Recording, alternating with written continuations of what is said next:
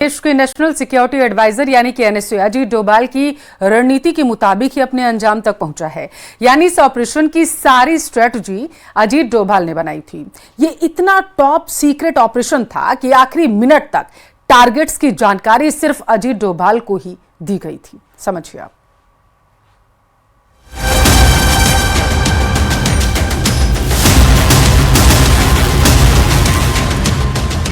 पहलगाम आतंकी हमले का बदला लेने के लिए जिस ऑपरेशन सिंदूर की स्क्रिप्ट लिखी गई, उसका सबसे बड़ा शिल्पकार हैं एनएसए अजीत डोभाल।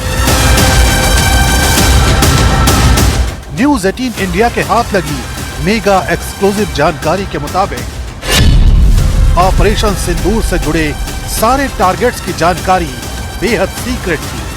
टारगेट्स की सारी जानकारी सिर्फ और सिर्फ देश के राष्ट्रीय सुरक्षा सलाहकार अजीत डोभाल के पास।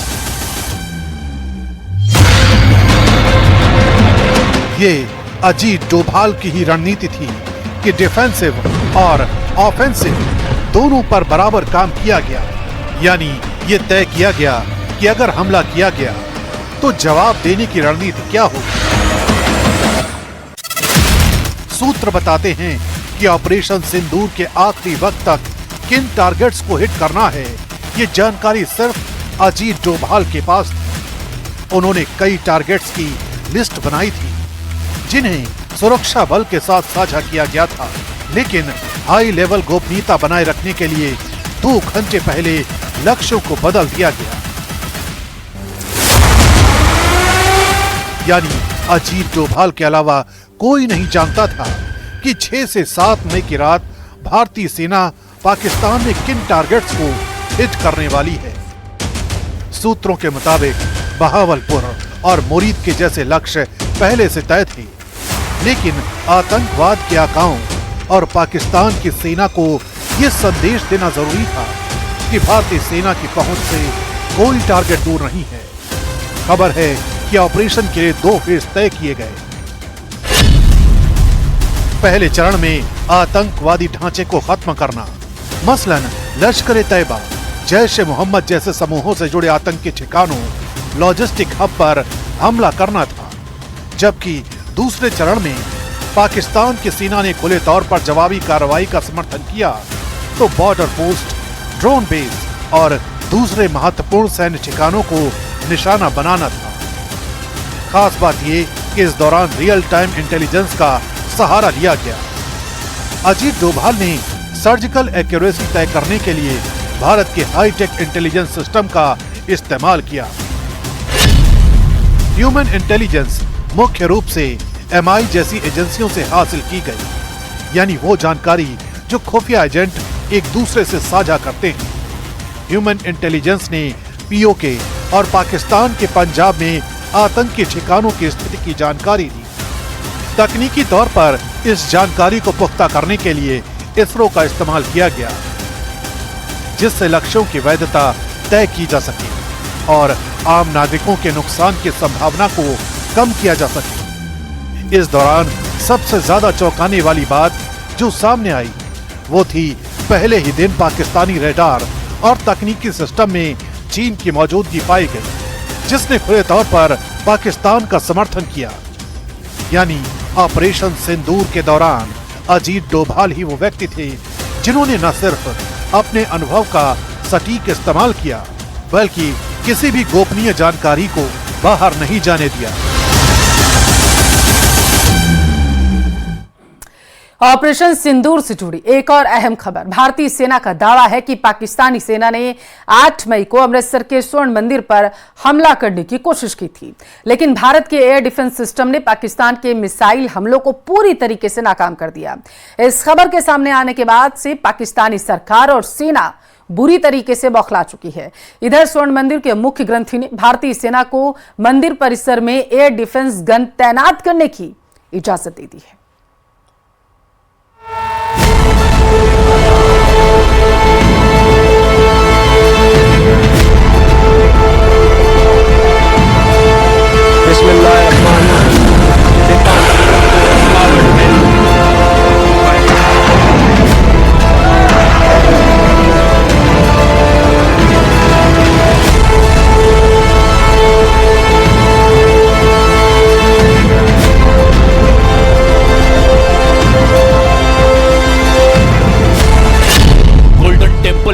हमला नाकाम, धुआं धुआं पाकिस्तानी मिसाइलें।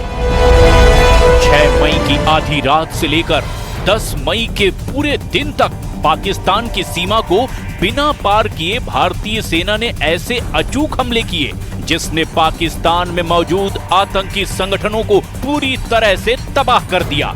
लेकिन अब भारतीय सेना ने ऐसा दावा किया है जिससे पता चलता है कि 22 अप्रैल को पहलगाम में पाकिस्तानी आतंकियों का हमला और बाद में पाकिस्तानी सेना का भारतीय शहरों पर हमले की कोशिश एक बहुत बड़ी और घिनौनी खूनी साजिश थी।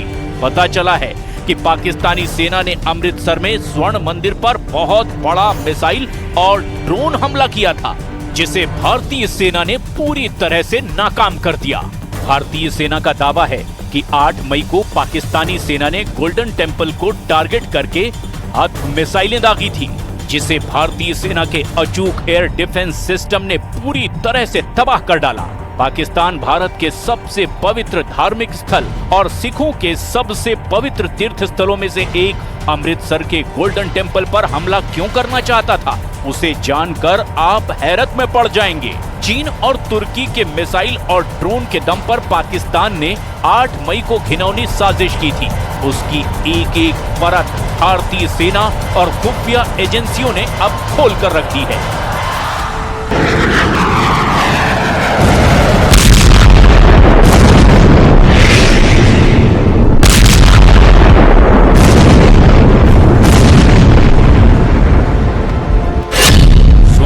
था टारगेट, पाकिस्तान का हमला हुआ नाकाम। अब जो खबरें आ रही है उसके मुताबिक ऑपरेशन सिंदूर के दौरान पाकिस्तान ने अमृतसर के स्वर्ण मंदिर में मिसाइलों और ड्रोन से निशाना बनाकर हमला करने की कोशिश की। भारतीय सेना के मेजर जनरल कार्तिक सिंह शेषाद्री ने खुलासा किया कि सेना के एयर डिफेंस गनर्स ने स्वर्ण मंदिर को निशाना बनाकर दागे गए सभी ड्रोन और मिसाइलों को मार गिराया। पाकिस्तान ने इस हमले में बैलिस्टिक मिसाइल का इस्तेमाल किया था, जिसे अमृतसर के बाहर ही भारतीय एयर डिफेंस सिस्टम ने तबाह कर डाला। इसका खुलासा पंजाब में तैनात सेना के एयर डिफेंडर्स ने किया है। मेजर कार्तिक भारतीय सेना की 15वीं इन्फेंट्री डिवीजन के GOC major general Kartik Singh Sheshadri. हमें अतिरिक्त जानकारी ये भी मिली कि गोल्डन टेम्पल के ऊपर वो भारी तादाद में ड्रोन और मिसाइल से हमला करेगा। इसीलिए हमने तुरंत आधुनिक, अतिरिक्त एवं उपयुक्त एयर डिफेंस को उपलब्ध कराया और रणनीति के अनुसार गोल्डन टेम्पल को चारों ओर से एयर डिफेंस की सुरक्षा दी गई।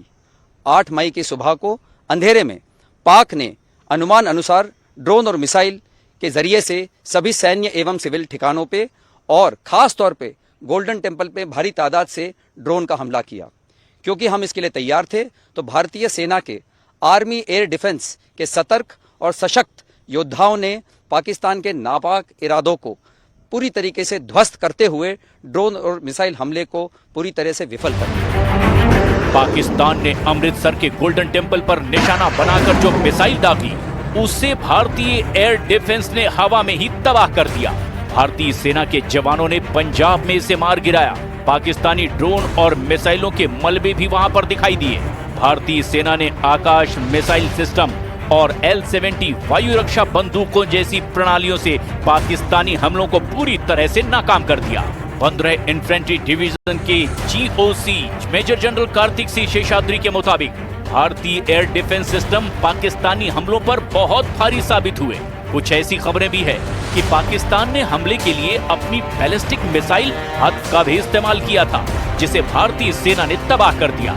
इसके अलावा YIHA-3 और सोंगार जैसे कामिकेज ड्रोन और माइक्रो ड्रोन बरामद किए गए, जो तुर्की के बताए जा रहे हैं। भारतीय सेना ने पाकिस्तानी मिसाइल, ड्रोन और रॉकेट के टुकड़े पूरी दुनिया को दिखाए हैं। वायु और नौसेना के सभी एयर डिफेंस के उपकरणों और हथियारों का समन्वय बैठाते हुए सबसे उपयुक्त हथियार से दुश्मन के हवाई खतरे को पूरी तरीके से नकार सकने में हमें सक्षम बनाता है।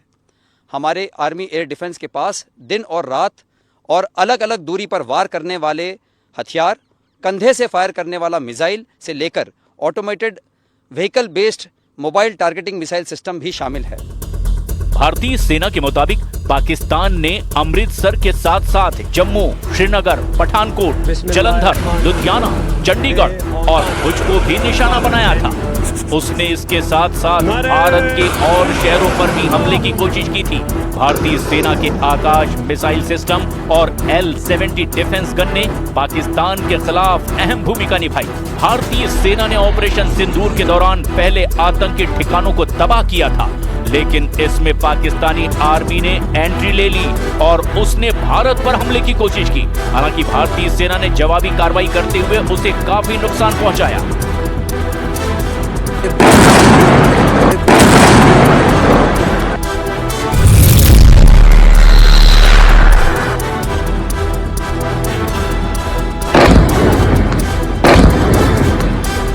ऑपरेशन सिंदूर को लेकर भारतीय सेना ने एक और नया वीडियो जारी किया है। इसमें सेना ने दिखाया कि पाकिस्तान की तरफ से दागे गए ड्रोन को कैसे हमने मार गिराया। वेस्टर्न कमांड ने वीडियो पोस्ट करते हुए लिखा, हमने जमीन से आसमान की रक्षा की। 8 और 9 मई की रात को दुश्मन ने हमारे ऊपर अचानक फायरिंग की और उस फायरिंग की आड़ में उसने इन्फिल्ट्रेशन की कोशिश की। मैंने और मेरे साथियों ने उस इन्फिल्ट्रेशन की कोशिश को अपने ऑब्जर्वेशन इक्विपमेंट की मदद से डिटेक्ट किया, दुश्मन पर अचूक फायरिंग की और उसकी घुसपैठ की कोशिश को नाकाम किया। मेजर जनरल कार्तिक सी शेषाद्री ने पाकिस्तान को चेतावनी देते हुए दो टूक कहा कि ऑपरेशन सिंदूर केवल स्थगित किया गया है, खत्म नहीं हुआ, उसका विकराल रूप अभी बाकी है। हम आपको ये भी बता दें कि ऑपरेशन सिंदूर के 3 दिन तक जब पाकिस्तान आर्मी भारत के कैंट और एयरबेस को टारगेट नहीं कर पाई तो गोल्डन टेम्पल की तरफ मिसाइलें दागने लगे। हालांकि सेना के एयर डिफेंस सिस्टम ने उनकी मिसाइलों को आसमान में ही न्यूट्रलाइज कर हमला विफल कर दिया। Indian army. यहां रुकते हैं एक छोटे से ब्रेक के लिए।